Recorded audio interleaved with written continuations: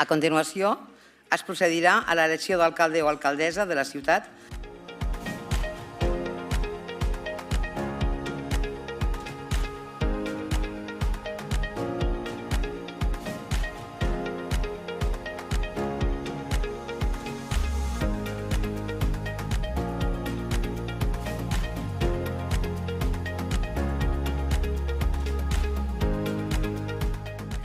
El resultat de la votació ha estat el següent.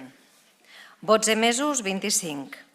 18 vots a favor de la senyora Lluïsa Moret i Sabidor, candidata presentada pel Partit dels Socialistes de Catalunya, candidatura de Progrés.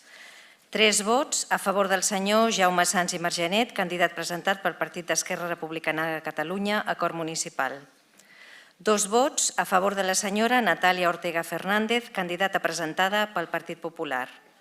2 vots a favor del senyor Juan José García Carré, candidat presentat per Vox. Abstencions, cap. Vots en blanc, cap. Vots nuls, cap.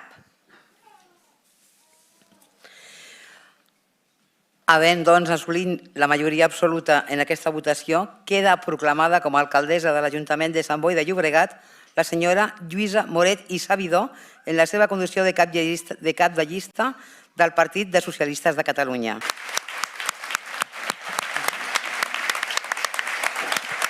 Senyora alcaldessa, doncs, li faig entrega del bastó de mando de l'Ajuntament d'aquesta ciutat, de l'Ajuntament de Sant Boi.